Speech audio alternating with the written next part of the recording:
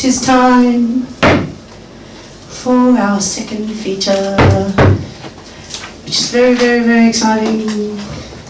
Colin, I've seen him perform as an old man. I've seen him perform in a safari outfit, with a safari hat, surrounded by drag queens and everyone. That's also true. I've seen many guises of Colin, and I have a great respect for this fellow, even if he is an Englishman. And Despite. you know, I actually do like some. I do like Englishmen though. It's just not right now. Now Colin's clever. He's a very, very clever man. Engineers are intelligent, and I know he travels around the world working, or was. Now he's back here. We've missed Colin while he was gone. Amazing. And he writes. Which? I was just about to say that when I was reading your poetry, it was really evident that you write a lot of love things. Like you write a lot of love poetry that is not necessarily romantic love. And there's that poem about Alex, your wife, when she jumps. You know, and it's stuck in my mind because it's a love poem, you know, but it's a love poem that isn't, you know, predictable, and I really, really like that, and the way that he lays humour, he laces a lot of humour through his work, as well as intelligence, which is very, very appealing. And to stop myself waffling, I shall just say, ladies and gentlemen, a huge round of applause for Colin Clark.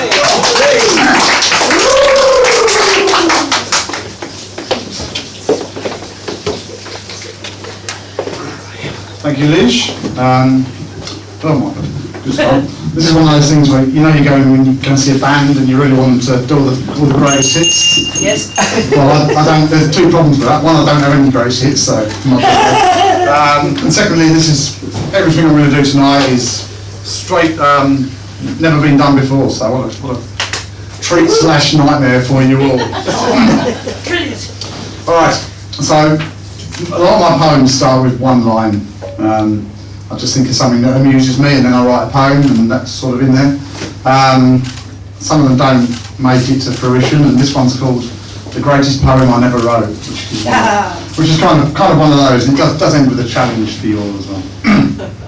So, the greatest poem I never wrote was an epic, divine, swirling narrative that would make the illiterate read, reduce the hardest heart to a blubbering mess, have the humorless rolling on the floor in laughter, and you, dear poets, probably just lose momentary control of your bladders. You know, as always, it started with a simple idea, a sentence, a title that appeared to my warped mind. It was to be called... No, I'll keep you in suspense about that. Most writers, if that's what I'm calling myself today, know the terrors of the blank page, or as we call it these days, the blank screen. Does the writer have the right to call themselves a writer if they're not writing? Actually, that could be the next greatest poem that I never wrote. After several minutes of staring at said blank screen, it's time to put pen to paper. What should I say? Finger to keyboard. Opera, music, rings, lingo. Oh, that's word we've done. Excellent, very good. Proxima, juego, word español, which I remain very disappointed was not called El Word. Una oportunidad perdida. Gusta mucho. Oh, winning quickly is oddly unsatisfying. What other languages can I play? French, Welsh, Esperanto, Japanese. 73 minutes later, after disappearing down the YouTube rabbit hole on pictographic language word games, I'm staring at a blank screen again. Type, delete, retype, delete again, type, stop for a cup of tea. Might just do that washing up, put a load of laundry on, water the plants, and maybe finish that 3,000 piece jigsaw. Well, start it first. Letting my subconscious mind work on this seems to have helped. Ideas now spiralling through my head like a murmuration of starlings on crystal meth. But I can't see through the fog of feathers and bird shit. Every time I try to dive like a peregrine falcon into the flock, a hole appears around me, but clarity remains, tantalisingly out of reach. I jot down some ideas for future works, which will no doubt seem insane when I look at them later. Suddenly, here it comes, the mist is clearing. An idea is forming. I can feel it, so close. Like an impending sneeze, an explosive sexual climax. Beep, beep, beep, beep. Goddamn washing machine just finished. And the bubble is burst. Of course, when I hang out the washing, I'm afflicted by the curse of the missing soul. Another poem idea, maybe. At this point, I know it's time to admit defeat for now on the greatest poem I never wrote. Maybe you'd like to give it a try. Oh, okay, I guess you'll need the title. The greatest poem I never wrote is titled, My Grandma Crocheted Me a Dildo.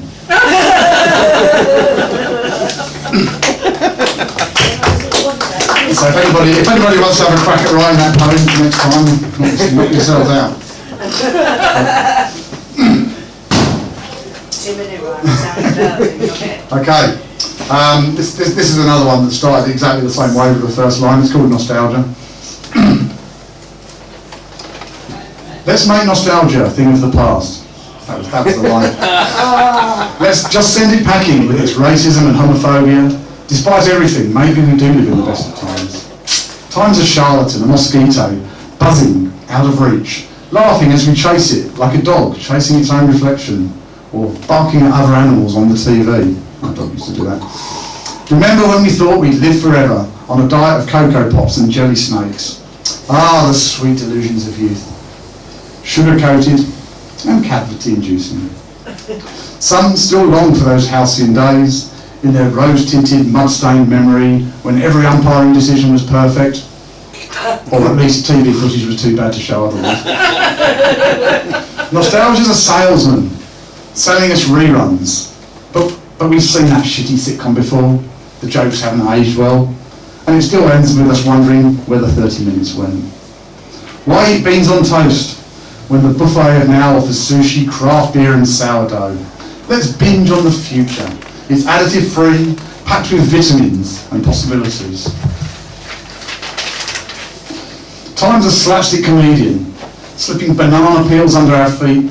We laugh, we slip, we slide, land on our asses staring at the sky, wondering how the fuck we got here and what's next. The past's like a photo album gathering dust unopened, but our personal movie camera is still rolling. Let's photobomb the future, take silly selfies, make new memories that won't fit in a frame. Nostalgia is a sweet talker, but ultimately a bore. Let's ghost it, make it read-only, password protected. Swipe right on the new, the now, match with what's coming next, no regrets. The past is just a hissy mixtape of our greatest hits, but the future's a playlist on shuffle. Always something new, a surprise track. And you, if you like X, you may like this new thing. Yeah, and I do.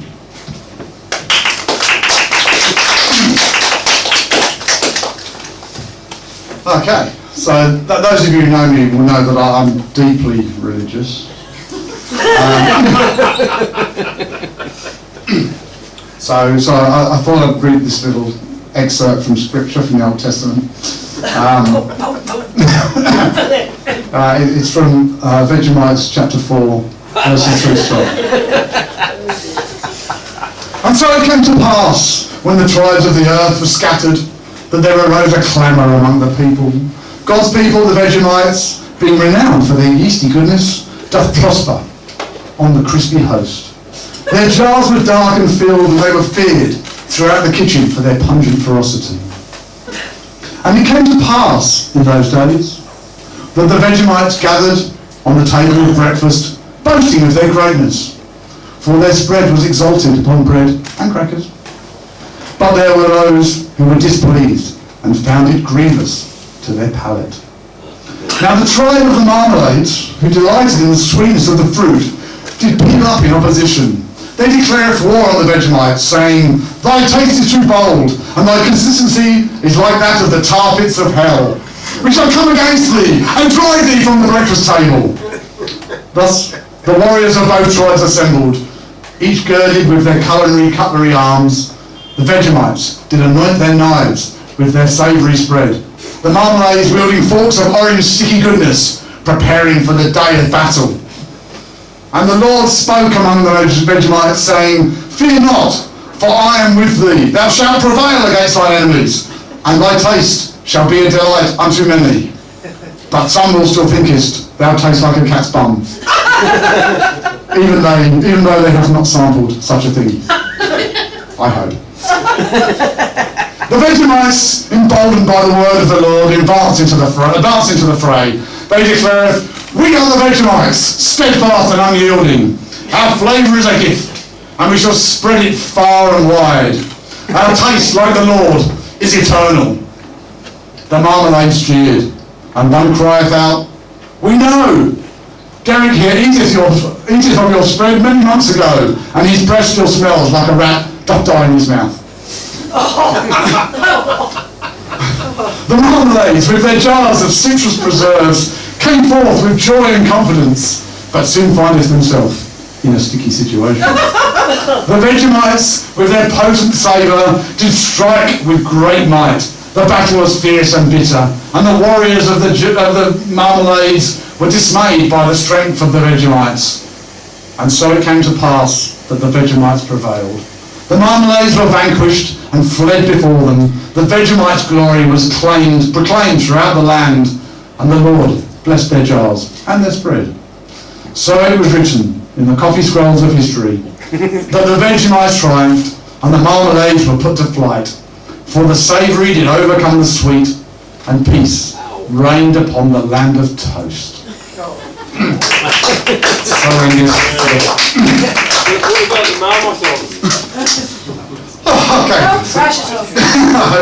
I hope you feel suitably inspired.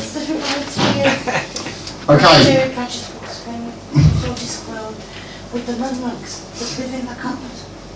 Okay, this next one comes with a girth of trigger warnings. It's just triggering the whole way through, to be perfectly honest, but only in a very small way. It's called NQR code, and it's kind of about one of those days when everything's not quite right. 6:59 a.m, woke up in a dazed stupor, wondering where I am. A few seconds later, the alarm goes off, scaring at least 8 shades of shit out of me. Something's not quite right. Turn on the radio, seems a bit loud on 7, turn it down to 6. Now it's just a bit too quiet. Is that something dripping? Walk around, can't find it. Anyway, need a coffee. Pour the coffee into the cafetiere. Something's not quite right. Oh, the water's cold. Sure, I turned the kettle on. Anyway, easily fixed. Take 2. The beautiful smell of coffee fills the kitchen. Open the fridge. Oh, no milk. Drink it black. Burn my tongue and spill some on my fresh white shirt. Something's not quite right. Set off walking. Kind of chilly, but then I remember I've got a jacket in my bag. Things are starting to look up. Put my jacket on, a minute later, oh my God, I'm so hot. So, take it off, nah, I'm cold again. And I've got a nagging feeling I didn't lock the front door. Turn around, go back. No, it's locked. But I notice I've left the lights on, so I nip in and turn it off. Okay, set off again. 5 minutes in, I've got a nagging feeling I didn't lock the front door. Turn around, go back. No, still locked. Okay, then I notice my neighbours have put out the bins. So I do the same and off I go again. 5 minutes into my walk. Hang on, wasn't it yellow bins last week? Something's not quite right. No time to change it, even if it's wrong. So I get to the station, not too busy. Hey, in fact, not busy enough. Where is everyone? Check my phone, it's a public holiday. Head back home, my yellow bin has been emptied, but nobody else's has. Unlock the front door, hang on, it's already unlocked. Empty the washing machine, of course, the curse of the missing sock. Strange feeling of deja vu, something's not quite right. Poem ends abruptly.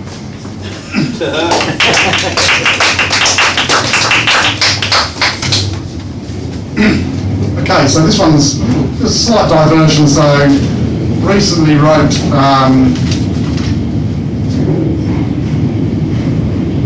Motorbike ball.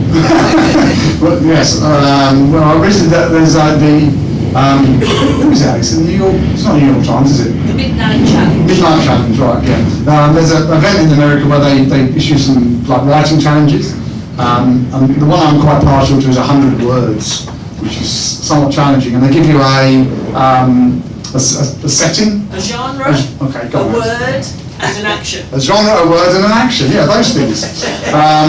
And interesting that Lish mentioned romance, because the genre I got, which is like the worst thing I could possibly ever imagine in the world, was romance. It's like, oh my god. And the word, if I can even remember what it was, it must be in there somewhere. It's the least romantic word you could imagine. And well, the setting was, well, the action was waiting at a bus stop. Umbrella. That was a word. And the word was in here somewhere. Right. See, umbrella. That's not So this is what I wrote, and it's called Bus Stop. Pretty quick, it's 100 words, right? That song is stuck in his head again. Bus stop, bus goes, when she stays, love grows under my umbrella. But she's not here now. Their time together had been the best years of his life. But he had to agree that the passion had faded into the distance, like the bus he now released a few minutes earlier.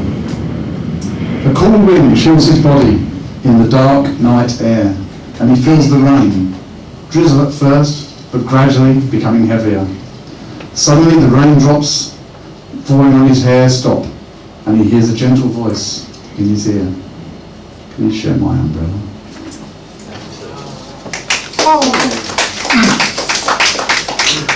Okay, so for my final piece, we're going to be going really out on a limb. It's got music with it, and the chances of me fucking it up are pretty high, but we'll give it a crack anyway. Oh, and the other thing is it does have audience participation at the end, so you'll sort of get the gist of it. So it's based on a kind of a song, a spoken word song, that kind of thing that came out a few years ago by an English guy called Scroobius Pip.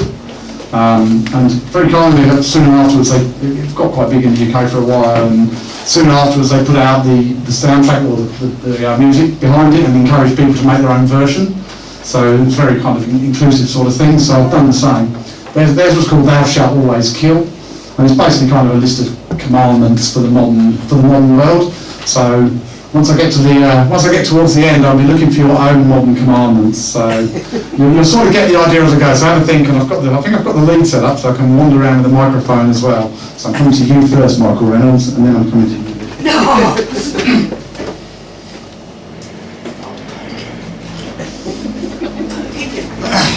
All right.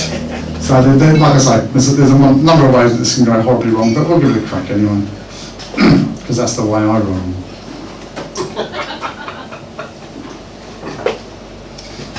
First thing might be that the music's too loud or too quiet, so we'll see how that starts.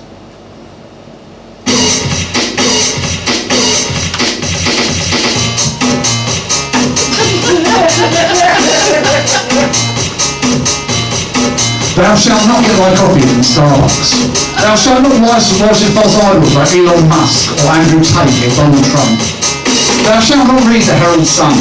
Thou shalt not say, music was better in my day. Thou shalt not claim that you're being persecuted when you're a middle-aged, middle-class, cis-het, white Christian man. Thou shalt not think that drag queens who want to read stories to children are paedophiles. Some people are just nice. Thou shalt not be ashamed of your nerdy hobbies, like birding, jigsaws, and poetry. Thou shalt not judge women by what they wear. That's why they choose the bear. Thou shalt not support governments that are more like terrorist organisations. Thou shalt give people respect, unless they prove themselves unworthy of it. Thou shalt not take oneself too seriously. Thou shalt not use poetry, art or music to get into people's pants. Use it to get into their heads. Thou shalt not peddle bullshit like Reiki or astrology. Thou shalt not attend an open mic and leave as soon as you've done your shitty little poem or song, you self-indulgent prick. Thou shalt not wear a suit with stubbies and thongs in the middle of winter in Ballarat. Thou shalt not put musicians and recording artists on ridiculous pedestals, no matter how great they are or were. Midnight Oil were just a band. Crowded House, just a band. The Bee Gees, just a band. In Excess, just a band.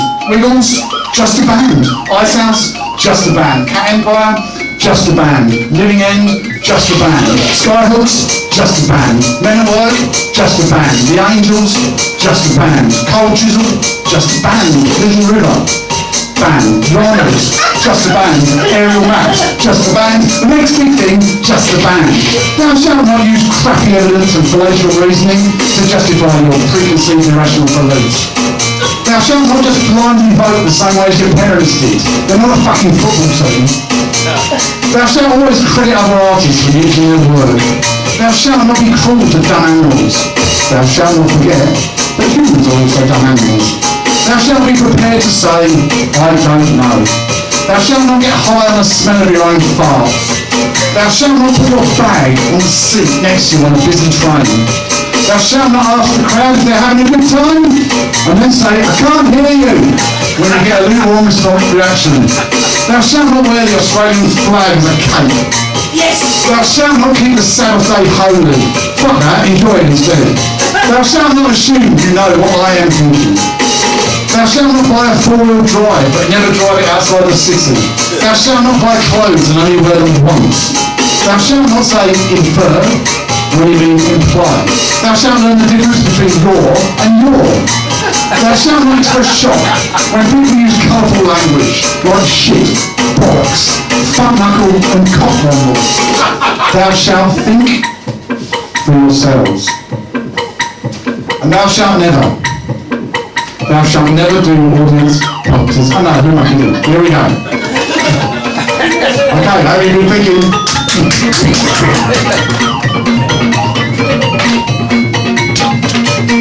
Thou shalt never do a power stance during a sound check.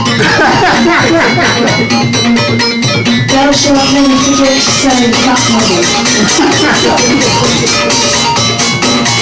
Thou shalt never stand on the right-hand side of an escalator. Thou shalt not comply with nonsensical laws.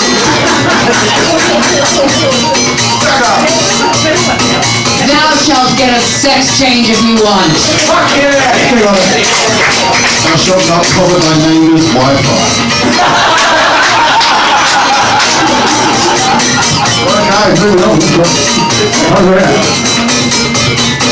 Thou shalt not say, I like your old stuff better than your new stuff. That's on the original song. Thou shalt not stop liking a band just because they don't become popular. Thou shalt not think of something that is something that may be something other than a thing that is something. Over there. Thou shalt not ask anyone something about my poetry. I think we've run out. I think I've run out through.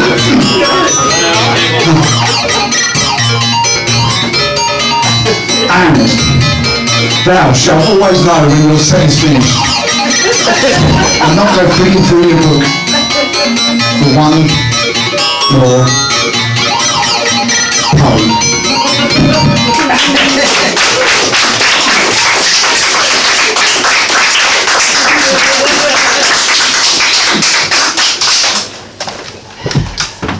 Is this where we start yelling?